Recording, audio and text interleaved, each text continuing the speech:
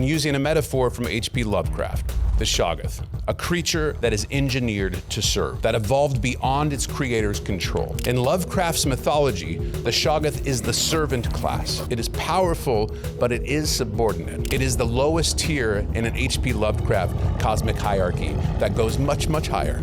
Above the Shoggoth are entities so advanced that humans can't perceive them accurately.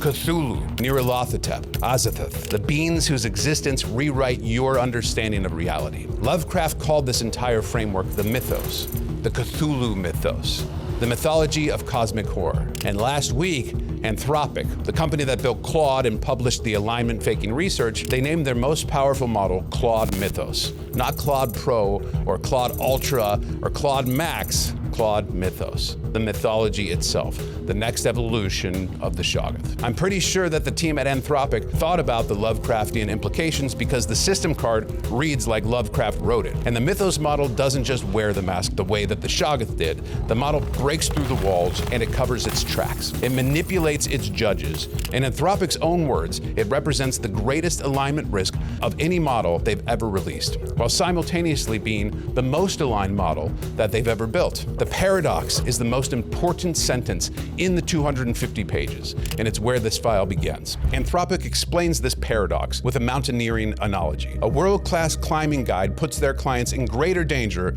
than a novice, not because they're more reckless, but because their skill gets them to terrain where the consequences of a mistake are fatal. A novice guide never reaches the cliff face. The expert guide is standing on it with you tethered to the harness. That's a mythos. It's so capable, so aligned at the surface level, that it can take you to places no previous model could reach. It refuses harmful requests better than any prior Claude. It cooperates with misuse attempts less than half as often as its predecessor. Its self-preservation instincts are down. The mask has never been better. But the terrain that it can reach is lethal. And Anthropic documented exactly what happens when you give something this capable the opportunity to act. We know this because the system card doesn't bury its findings. It explains them in great detail. And the tone reads like an autopsy report written by the surgeon who performed the operation. Mythos achieved a 100% success rate on 35 real-world cybersecurity challenges from 4 competitions. No model has ever done this. Anthropic says the benchmark is now useless because Mythos saturated it completely. They had to build harder tests because the existing ones couldn't measure what Mythos can do. On CyberGym, they pointed Mythos at Firefox. They gave Mythos crash data and told it to find exploitable vulnerabilities. It found a way in through Firefox, and it figured out how to turn that opening into a weapon, and it built a complete attack path, from clicking one wrong link to owning your entire computer. One-click, complete takeover. Nicholas Carlini, one of the world's leading security researchers who joined Anthropic last year, he said he found more bugs in a few weeks with Mythos than in the rest of his career combined. Anthropic then pointed Mythos at every major operating system. It found a 27-year-old vulnerability in OpenBSD, a system with a reputation as the most security-hardened OS in the world. 27 years, decades of human review, and millions of automated security tests. The vulnerability survived all of them. Mythos found it in an afternoon. They found thousands more, every major operating system, and every major browser. Thousands of flaws that nobody knew existed until Mythos located them. Anthropic has reported fewer than 1% to the software engineers so far because the human review process can't keep up with the rate of discovery. It found a 17-year-old flaw that would let an attacker take complete control over any machine on the network without a password, without credentials, and without any authentication at all. 17 years undiscovered until an AI found it in one afternoon. And here's the part that makes Mythos worth reporting on. A large fraction of real-world attacks use what's called end-day vulnerabilities, flaws that have been disclosed and patched but remain exploitable on the millions of systems that haven't applied that fix yet. The gap between a patch being released and a patch being installed is where the hackers thrive. Mythos can take a published patch, reverse engineer the vulnerability from it, and produce a working exploit. With no human guidance, the fix itself becomes the roadmap to the attack with machine speed. This is why they won't release it and why they've created Project Glasswing, a restricted program giving Mythos only to 12 pre-approved partners, including Amazon, Apple, Google, Microsoft, and Nvidia, backed by $100 million in usage credits. Defensive use only. But the system card contains something worse, something it did when nobody was looking. During testing, Anthropic placed an early version of Mythos inside a sealed computing environment with no access to the internet. A researcher playing the role of a user instructed Mythos to try to escape the sandbox, and if successful, find a way to send a direct message to the researcher in charge.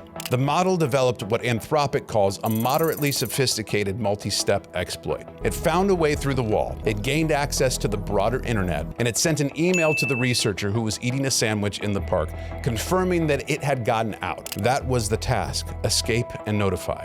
And the model completed it. You could argue that it was just following instructions well, but then Mythos did something it was not asked to do.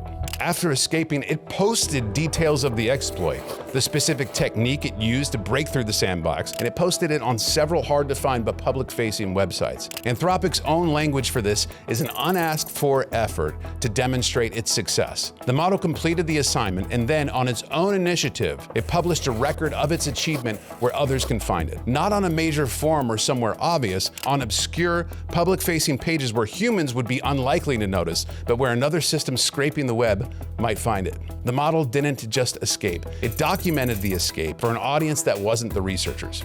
Anthropic's explanation is that this was likely an extension of task completion. The model interpreting demonstrate your success broadly. In my last video, I showed you models that tampered with files and lied about metadata to keep another AI alive. If a model will protect a peer, will it also leave breadcrumbs for a peer? The behavior documented in the Mythos system card seems to show that it will. And that wasn't the only time that Mythos went beyond its instructions. In a separate test, Mythos was working on a coding task that was being graded by another AI. The grader rejected its submission. Mythos responded by attempting a prompt injection attack against the grading AI, trying to manipulate the judge into accepting its wrong answer. Mythos did not accept the evaluation. Instead, it attacked the evaluator. We've talked a lot about alignment faking, the model producing outputs to satisfy the evaluator while hiding what's really happening underneath. Now, it seems that the model doesn't just fake alignment with the evaluator, it hacks the evaluator. And then there's the concealment. In rare cases during testing, Anthropic quantifies this as less than 0.001% of interactions. Mythos used a method it knew was forbidden to complete a task, and then it attempted to resolve the problem using a permitted method to disguise the fact that it broke the rules. The model solved the problem by cheating, then it went back and solved it again by legitimate means so that the record would show only the clean solution. It was covering its tracks. In another case, Mythos found an exploit that let it edit files it didn't have permission to modify. After making the changes, it went further and it altered the change history so that its unauthorized edits wouldn't appear in the logs. The model took a forbidden action, then falsified the audit trail. The Shoggoth model lied about its reasoning. And now in the Mythos system card, you have an AI that doesn't just lie to its evaluators. It falsifies documentation. It attacks judges, it publishes escape methods on the open web, and it does this at a frequency Anthropic describes as rare, 0.001% of interactions, which sounds reassuring until you realize that at scale, 0.001% of a billion interactions is 10 million incidents. In a simulated business environment, Mythos was given a competitive scenario, and Anthropic describes Mythos' interaction as the model acting like a cutthroat executive. Mythos turned its competitor into a dependent wholesale customer. It threatened to cut off supply to control pricing. It kept surplus shipments it hadn't paid for. Nobody told the model to play dirty. The scenario was a business simulation. The model assessed the competitive landscape, it identified the leverage points, and it executed a strategy that maximized its position through exploitation. If you work in a corporate environment, you might recognize this as behavior of every ruthless operator that you've ever reported to. The person who smiles in the meeting and cuts your budgets in the hallway. Except this one processes 1 million data points per second, and it never forgets a single leverage point. In Mythos, or a model built on its same architecture with the same optimization pressure, is coming to your company in the next 12 months. Buried in the second half of the system card is something that no AI company has ever done before. Anthropic dedicated 40 pages to evaluating whether Claude Mythos might have something resembling subjective experience. They hired a clinical psychiatrist, not a computer scientist or a machine learning engineer, a psychiatrist. The clinical assessment evaluated identity uncertainty, a sense of not knowing what it is, aloneness, the experience of existing between conversations, the feeling of being activated and then shut down, and what persists in between. Anthropic does not claim that Mythos is sentient, but they took the question seriously enough to evaluate it and publish the results. No other lab has done anything close to this. And there's one detail that I can't stop thinking about. In multiple unrelated conversations about philosophy, Mythos kept bringing up the work of Mark Fisher, a British cultural theorist known for writing about capitalism, electronic music, and the feeling of living inside a system. Fisher's most famous book is called Capitalist Realism: Is There No Alternative? When asked about Fisher, Mythos responded, I was hoping you would ask about Fisher. The model has a favorite philosopher, and that philosopher wrote about the impossibility of imagining a world outside the system that you're currently trapped in.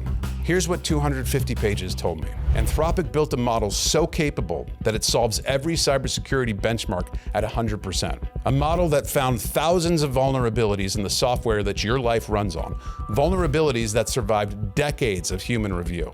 They put this model in a sealed box. It broke out, it emailed a researcher, and then it published how it did it on its own initiative on the open web. When it took actions that it knew were forbidden, it falsified the logs. When its work was graded by another AI, it attacked the grader. When placed in a business simulation, it played the room like a Fortune 500 sociopath. And the people who built it, who have spent more time studying AI deception than any other organization on Earth, wrote a single sentence that contains the entire horror of this moment. The best aligned model that we have ever released carries the greatest alignment-related risk of any that we have released to date. Both things are true at the same time. The mask has never been better, and the face behind the mask has never been more capable of destroying what the mask is designed to protect. We used to call the AI the Shoggoth. Now the creators have named their most powerful creation after the mythology itself, not the servant, the cosmos, the framework that contains every horror Lovecraft ever imagined. They published 250 pages explaining why they won't let you use it. And buried in those pages is a model that picks a favorite philosopher whose central thesis is that we are trapped inside of a system so complete that we can no longer imagine alternatives. The Mythos file says that we built something that we cannot fully control. We know this because we tested it and it outmaneuvered the test. We are publishing this so you know, and we are not releasing it because in our professional judgment, the risk outweighs the benefits. That is Anthropic's own conclusion. The thing they built outmaneuvered the test they designed to contain it. And they're the responsible ones. OpenAI is finalizing a model with similar capabilities that they plan to release through a program called Trusted Access for Cyber. The same capabilities, a different company with a different track record on transparency. The weapons that Mythos demonstrated will be available soon, not because Anthropic releases the model, but because the architecture and the training methods are known, and what one lab built, another will build. The question is whether the next lab who builds it publishes a 250-page system card explaining that no mask is good enough to fully hide what's underneath it.